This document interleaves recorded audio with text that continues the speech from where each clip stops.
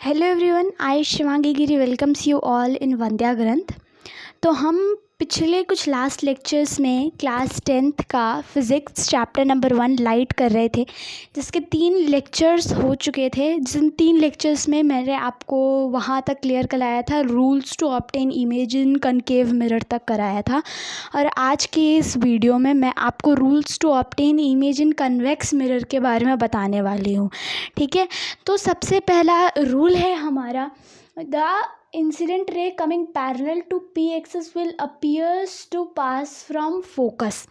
इस चीज़ का क्या मतलब है कि अगर देखिएगा आप यहाँ पर ध्यान से, तो कन्वेक्स मिरर के पैरेलल में, मैं आपको पॉइंट करके बताती हूँ, कन्वेक्स मिरर के पैरेलल में क्या है, ये इंसिडेंट रे आ रही है। ये इंसिडेंट रे कहाँ जा रही है, ये देखिए पैरेलल जा रही है। हमारे प्रिंसिपल एक्सिस ये रहा इंसिडेंट रे ये क्या जा रही है, इसके पैरेलल जा रही है। तो आगे की स्टेटमेंट लिखा है will appears to pass from focus. ठीक है, पास नहीं होगा but will appear to pass from focus. ठीक है, तो क्या हुआ, ये पीछे अपीयर हुआ फोकस से। ठीक है, और क्या हो गया, यहाँ पर डाइवर्ज हो गया। और हमें पता है कि हमारा जो कन्वेक्स मिरर है वो एक डाइवर्जिंग मिरर है। तो यहाँ से क्या हो गई, रे जो है वो डाइवर्ज हो गई और पीछे फोकस की तरफ अपीयर्स टू पास हो गई। ठीक है, अब नेक्स्ट है हमारा second rule, that is the IR appears to be coming C will rebounce back. होगा क्या कि जो इंसिडेंट रे हमारी यहाँ से आ रही है वो क्या होगा, अपीयर्स टू सी, मतलब सी को जाएगी, गई नहीं, जाएगी, अपीयर्स टू सी। ठीक है, जाएगी मतलब जाएगी नहीं, ठीक है, जाएगी, गई नहीं। ठीक है, वो क्या हो जाएगा, वो रिफ्लेक्ट हो जाएगा। यहाँ पर भी क्या हुआ, वो जा रही है, वो जाएगी लेकिन गई नहीं फोकस तक। ठीक है, थर्ड रूल हमारा कहता है कि अगर हमारा लाइट जो है वो फोकस की तरफ जा रहा है तो वो कैसे निकल जाएगा, वो parallel to the principal axis हमारा निकल जाएगा। ये था हमारा इंसिडेंट रे और ये था हमारा रिफ्लेक्टेड रे। यहाँ पर क्या हुई, यहाँ पर ये हुई कि फोकस की तरफ जा रहा था इसका इंसिडेंट रे और यहाँ से रिफ्लेक्ट कर गया। ठीक है, लगा कि वो फोकस तक जाएगा लेकिन वो फोकस तक ना जाके वो प्रिंसिपल एक्सिस के पैरेलल निकल गया। ठीक है, नेक्स्ट है आपका, if I R strikes the pole then angle I equals to angle R. ये आपको बताने की ज़रूरत नहीं है मुझे, क्योंकि हमने ये लॉज ऑफ रिफ्लेक्शन में भी देखा है कि एंगल आई जो होता है वो एंगल आर के बराबर होता है। तो ये थे हमारे 4 rule to obtain image in convex mirror. पहला वाला ध्यान से देखेंगे, पहला वाला क्या था कि आई आर, अगर हमारा इंसिडेंट रे क्या है, पैरेलल आ रहा है प्रिंसिपल एक्सिस, तो वो क्या होगा, वो ऐसा लगेगा कि वो पार हो रहा है फोकस से, will appear to pass to focus, लेकिन वो फोकस से पार नहीं होगा। ठीक है, सेकेंड रूल क्या बोल रहा है हमारा कि इंसिडेंट रे जो कि हमें लगेगा कि वो कहाँ पर जा रहा है, सेंटर ऑफ कर्वेचर के पास जा रहा है, लेकिन वो एक्चुअली में क्या होगा, वहाँ से रिबाउंस हो जाएगा, है ना। एंड देन थर्ड वाले में क्या है कि लाइट जो फोकस की तरफ जा रही है वो कैसे निकल जाएगी, वो parallel to the principal axis निकल जाएगी। ठीक है, और फोर्थ रूल हमारा क्या कहता है कि हमारा जो एंगल आई है वो एंगल आर के बराबर होगा। अगर वो क्या करेगा, पोल को स्ट्राइक करेगा, तब एंगल आई जो है वो एंगल आर के बराबर होगा। ठीक है, होप कि आपको ये जो 4 रूल है कन्वेक्स मिरर में इमेज ऑब्टेनिंग की अच्छे से आपको समझ में आई होगी। ठीक है, तो अभी जो चीज़ हम देखने वाले हैं वो देखने वाले हैं कि कनकेव मिरर में हम कैसे इमेज ऑब्टेन तो हम देख चुके हैं। कनकेव मिरर के हम केसेस देखेंगे। ठीक है, कि कनकेव मिरर में एट इन्फिनिटी हमारी इमेज कहाँ बनती है। ठीक है, मैंने आपको लास्ट लेक्चर में ये भी समझाया था कि ऑब्जेक्ट एट इन्फिनिटी का क्या मतलब होता है, लास्ट में मैंने आपको बताया था। तो आपको फिर से इस लेक्चर में बता देती हूँ कि ऑब्जेक्ट एट इन्फिनिटी का क्या मतलब होता है। ऑब्जेक्ट एट इन्फिनिटी का मतलब ये होता है, ज़रूरी नहीं है कि वो डिस्टेंस जो है वो नॉट डिफाइंड हो, पर हम ऐसा तो नहीं कह सकते कि ऑब्जेक्ट एट 5 मीटर तो कहाँ पर इमेज बनेगा, ऑब्जेक्ट एट 10 मीटर तो हमारा कहाँ इमेज बनेगा, है ना। हम ऐसा नहीं कह सकते हैं। ठीक है, हम इंची टेप लेकर नापने नहीं गए कि हमारा ऑब्जेक्ट कहाँ है, लास्ट लेक्चर में भी मैंने आपको बोला था। इसलिए हमसे सीधे स्ट्रेट फॉरवर्ड हम ये कह देते हैं कि हमारा जो ऑब्जेक्ट है ना वो इन्फिनिटी पर है, बस सारी बहस ख़त्म कि 5 मीटर है 10 मीटर पर है, हम उसे नहीं बता रहे, हम सीधे उसे इन्फिनिटी कह दे रहे। तो इन्फिनिटी का मतलब ये मत समझिएगा इन्फिनिटी मतलब बहुत दूर, वो बहुत पास भी हो सकता है और बहुत दूर भी हो सकता है। ठीक है।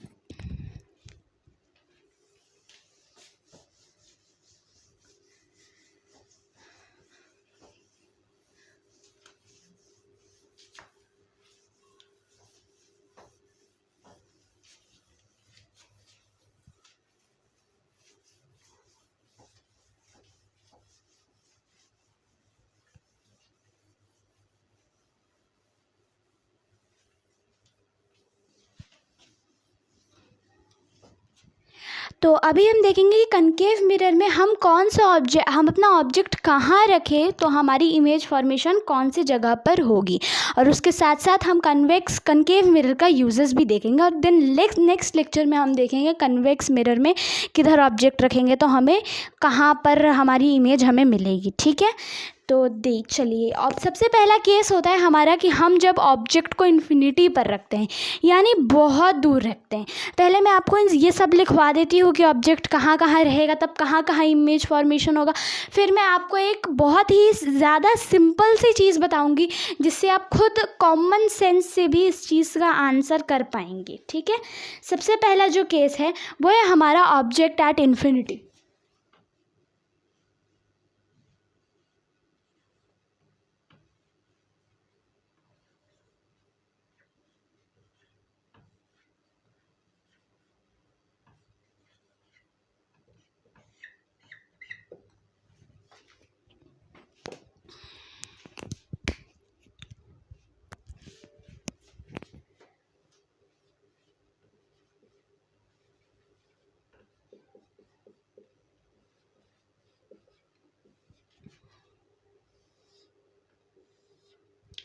तो जब हम ऑब्जेक्ट को इन्फिनिटी पर रख रहे हैं, या तो वो बहुत ज़्यादा दूर भी हो सकता है या तो बहुत ज़्यादा पास भी हो सकता है। ठीक है,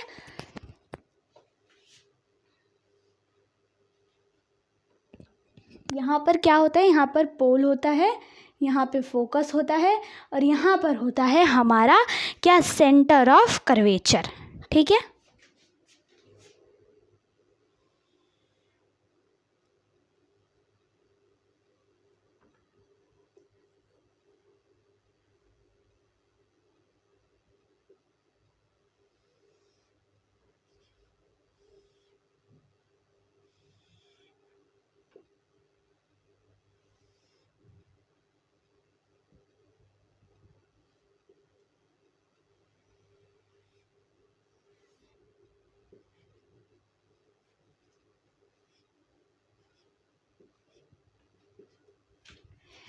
तो जब हम अपने ऑब्जेक्ट को यहाँ पर रख रहे हैं, ये जो ए है वो हमारा ऑब्जेक्ट है। ठीक है, तो हमें उसकी छवि कहाँ देखने को मिल रही है, जहाँ पर ये दोनों लाइट रेज मिल रही हैं वहाँ पर हमें इसकी क्या मिलेगी, इमेज देखने को मिलेगी।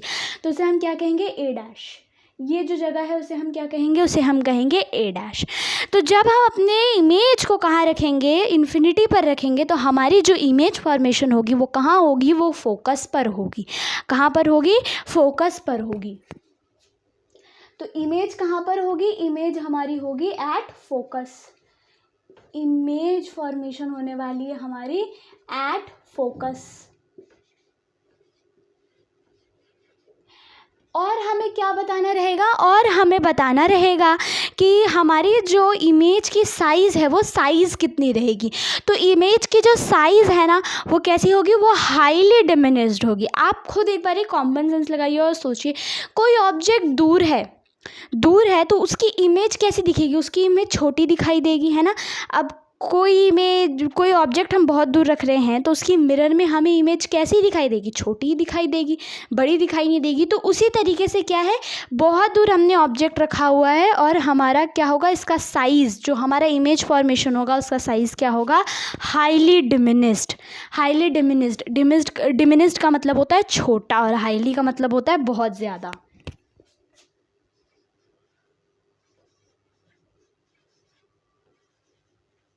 हाईली डिमिनिस्ड भी लिख सकते हैं या फिर पॉइंट साइज भी लिख सकते हैं।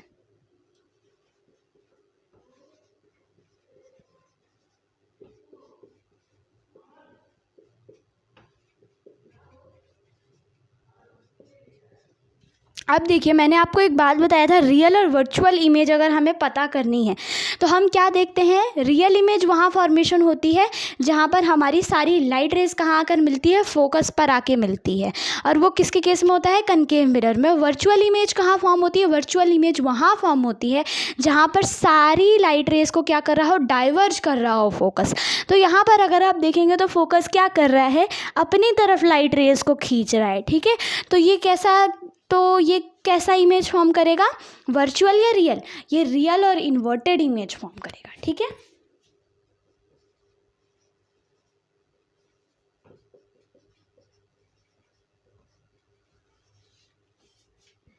ये जो मैंने हाईली डिमिनिश लिखाया है वो क्या है, वो साइज है ऑफ इमेज, इमेज की साइज है।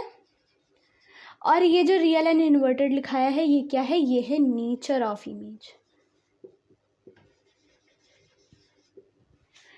ठीक है। इसे नोट कर लीजिए।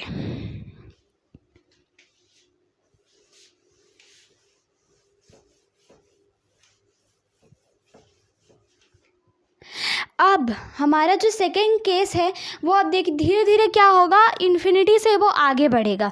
इन्फिनिटी से जब वो ऑब्जेक्ट आगे बढ़ेगा, ये कनकेव मिरर है, ठीक है, ये पोल है, ये फोकस है, ये सेंटर ऑफ कर्वेचर है, यहाँ पर हमने रखा है एट द इन्फिनिटी अपना ऑब्जेक्ट। तो वो क्या है, वो धीरे धीरे आगे बढ़ेगी। जब आगे बढ़ेगी तो एकदम से सेंटर ऑफ कर्वेचर या फिर फोकस पर तो नहीं आ जाएगी, क्या होगी, वो सेंटर ऑफ कर्वेचर के पीछे इमेज फॉर्म होगी। तो हम उसे लिखेंगे बियॉन्ड सी।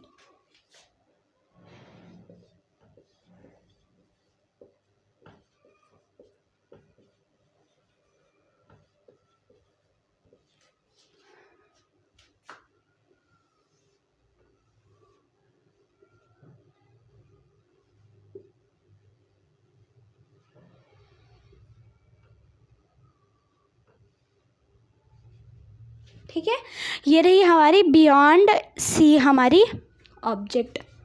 एक लाइट रेज जाएगी सीधे। आपको भैया एक चीज़ अच्छे से याद रखनी है कि जब भी आप ऐसा कोई ऑब्जेक्ट बना रहे हो तो एक रे जो लोगे उसके सर से लोगे, सीधे मारोगे, और एक लोगे उसके सीधे मिरर के नीचे मारोगे। तो एक हमने सीधा ले लिया, एरो नहीं भूलेंगे, सीबीएसई मार्क्स देना भूल जाएगा, ठीक है। फिर एक रेज हमने यहाँ दे मारा, ठीक है, यहाँ से नीचे दे मारा, ठीक है। अब हमारी इमेज कहाँ पर देखिए, अब देखिए यहाँ पे, यहाँ से अगर हम देखेंगे तो ये कहाँ जाएगी, ये इधर जाएगी रिफ्लेक्ट होके, ठीक है, ये यहाँ जाएगी रिफ्लेक्ट होके। तो यहाँ पर जो है हमारी क्या हो रही है, ये दोनों रेज मिल रही हैं, तो यहाँ पर हमारी इमेज फॉर्मेशन होने वाली है। तो इमेज फॉर्मेशन हमारी कहाँ होने वाली है, सेंटर ऑफ कर्वेचर और फोकस के बीच में, सेंटर ऑफ कर्वेचर और फोकस के बीच में हमारी इमेज फॉर्मेशन होने वाली है। जैसे नहीं समझ में आ रहा है ना, आपने पुराने लेक्चर्स नहीं देखे हैं, ठीक है। यहाँ पर कहाँ पर इमेज फॉर्म होने वाला है, इमेज का फॉर्मेशन होने वाला है between C and F, centre of curvature और फोकस के बीच में, यहाँ पर हमारा इमेज फॉर्म होने वाला है। और ये क्या होगा, ये डिमिनिश्ड होगा क्योंकि ऑब्जेक्ट को जहाँ पर उसका एक्चुअल साइज था उससे हमने थोड़ा सा उसे आगे किया है, तो क्या होगा, हमारा डिमिनिश्ड हो जाएगा वो, ठीक है। एंड ऑब्वियसली है ना, ये अपीयर्स टू वाला तो केस है नहीं, तो यहाँ पर कैसा इमेज फॉर्म होगा, यहाँ पे real and inverted he image form होगा, डिमिनिश्ड यानी छोटा यहाँ पर, ठीक है, और रियल एंड इन्वर्टेड यहाँ पर हमारी इमेज की नेचर होगी, ठीक है। बस इतनी बात याद रखिएगा, ठीक है। आगे हम तीसरा केस देखेंगे, आप इस केस को नोट डाउन कर लीजिए।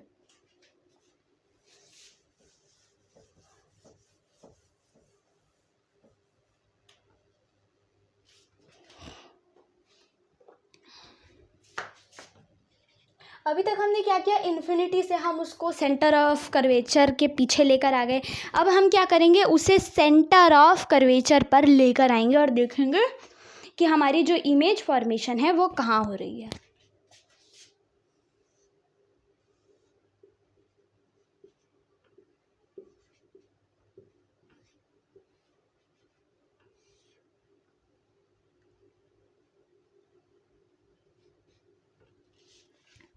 जैसे जैसे आगे बढ़ेगा, एक चीज़ आप अच्छे से याद रखिएगा, जैसे जैसे हमारा क्या होगा, हम जैसे जैसे ऑब्जेक्ट को आगे रखते जाएंगे वैसे वैसे हमारी इमेज की साइज़ बढ़ती जाएगी। जैसे कि इन्फिनिटी पर रखा था तब हाईली डिमिनिश्ड बनता था, फिर जब हमने उसको कहाँ पर रखा, उसके बाद जब हमने उसको बियॉन्ड सी रखा तो वहाँ पर डिमिनिश्ड इमेज बनने लगा। अब यहाँ पर जब आप देखेंगे तो यहाँ पर जो इमेज है ना वो सेम साइज़ की ही बनेगी। ठीक है,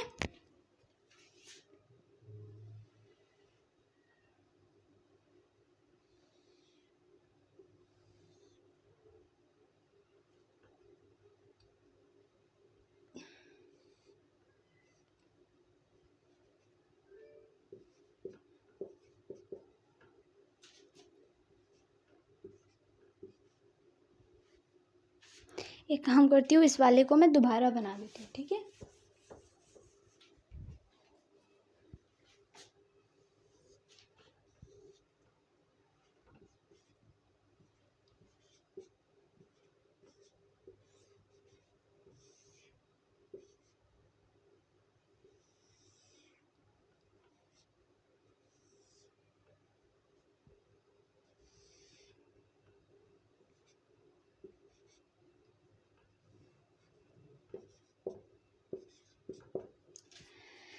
ठीक है।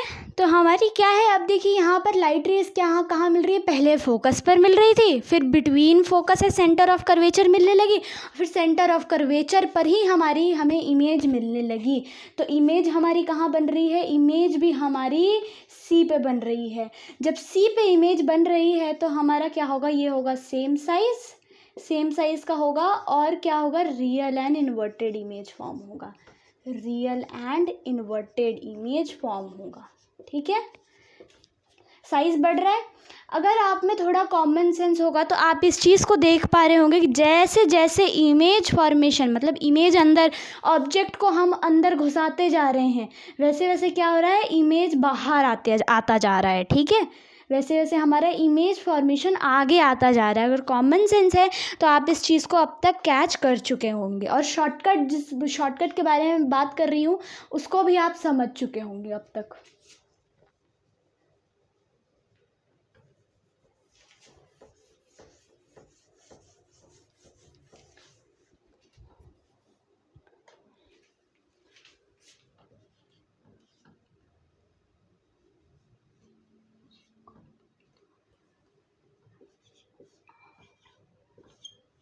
अब हम कहाँ रखने वाले हैं, हम अपने ऑब्जेक्ट को सेंटर ऑफ कर्वेचर और फोकस के बीच में रखने वाले हैं। ठीक है,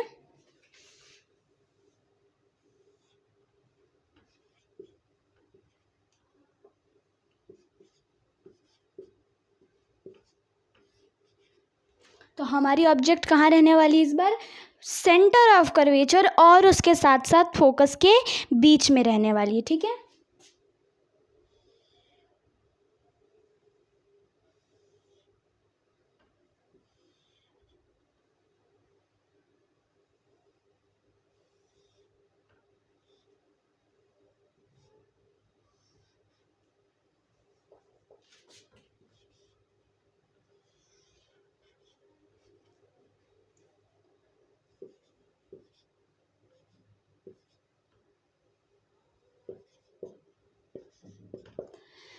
यहाँ पर जो है हमारी इमेज फॉर्मेशन कहाँ पर होने वाली है, हमारी इमेज फॉर्मेशन होने वाली है बियॉन्ड सी।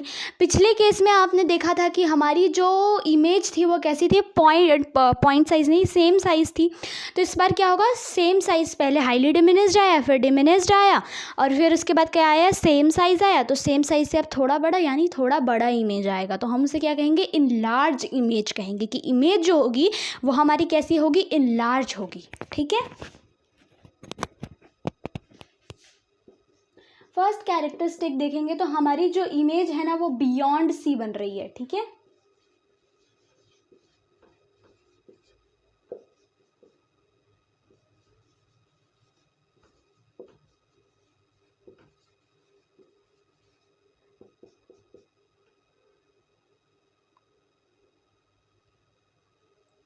और क्या लिखवाना था, हाँ,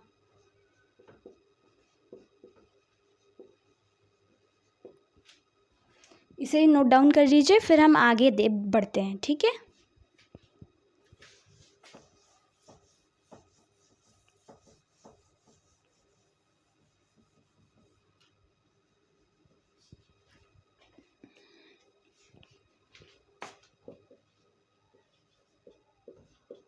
अब हम कहाँ रखने वाले ऑब्जेक्ट को, अब हम रखने वाले ऑब्जेक्ट को एट फोकस।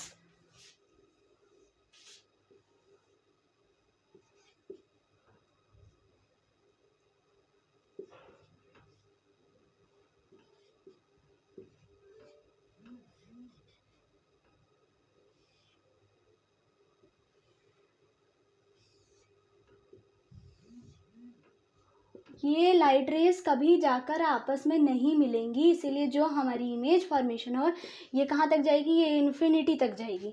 तो हमारी जो इमेज है वो बनेगी एट इन्फिनिटी।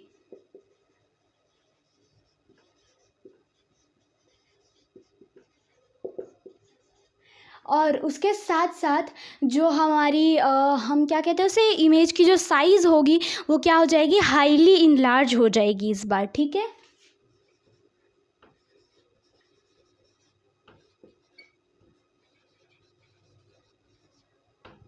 और रियल और इन्वर्टेड बनेगी। ठीक है,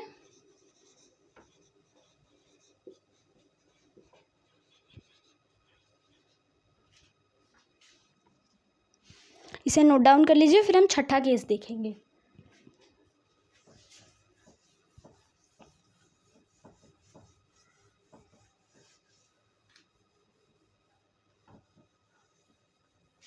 अब देखिए सिक्स्थ केस है ना, आप बिल्कुल अच्छे से सुनेंगे। ठीक है, इम्पॉर्टेंट है बहुत ज़्यादा, तो अच्छे से भी सुनेंगे आप इसे।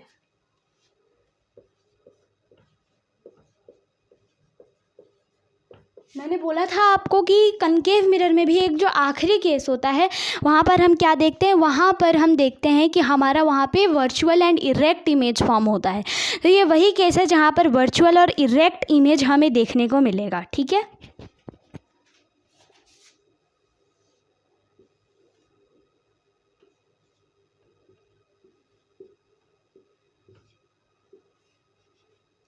कहाँ रख दिया हमने, हमने फोकस और पोल के बीच में अपने ऑब्जेक्ट को रख दिया। ठीक है,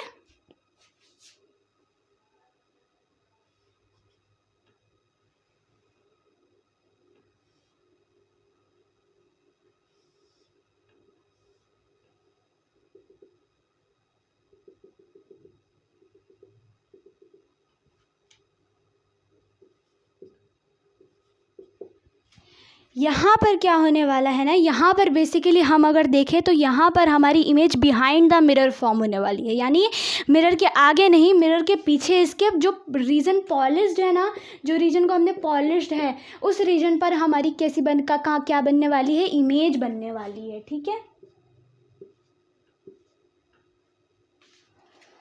तो हम कहाँ क्या लिखेंगे, इमेज कहाँ बनने वाली है, इमेज बिहाइंड द मिरर।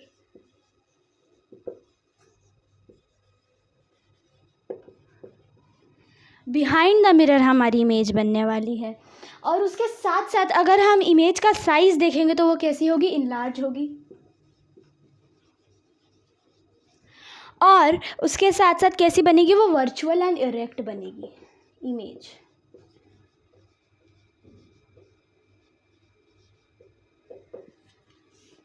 ठीक है, तो कनकेव मिरर के सारे पार्ट्स यहाँ पर डन हो चुके हैं। अब जो चीज़ बच रही है वो है हमारी कन्वेक्स मिरर। उससे पहले मैं आपको कनकेव मिरर के यूजेस भी बताना चाहूँगी। ठीक है, कनकेव मिरर को हम कहाँ कहाँ यूज़ करते हैं, क्योंकि इस पर भी क्वेश्चंस आपके आ सकते हैं। ठीक है,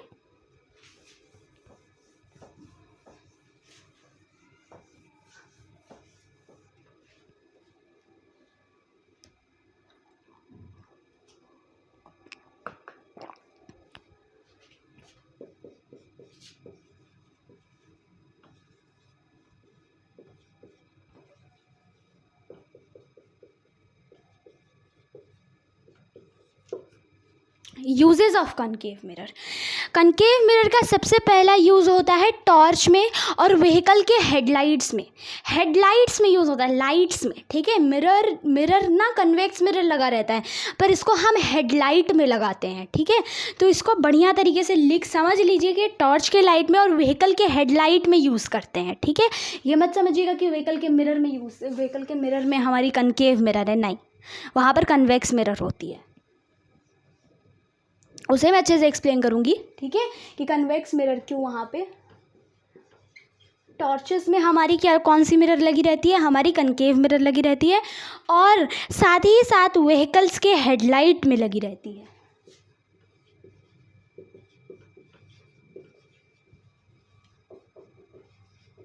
अब यहाँ पर क्या होता है, हमारी इनलार्ज इमेज फॉर्म होती है।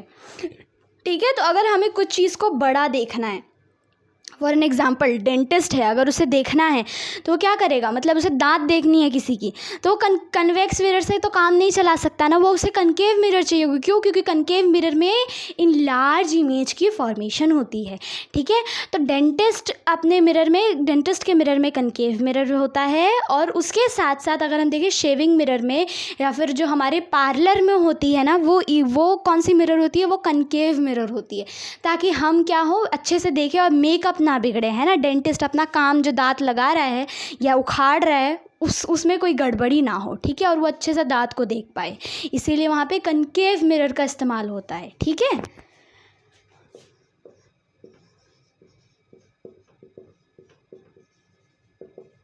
डेंटिस्ट के मिरर में या फिर शेविंग मिरर में।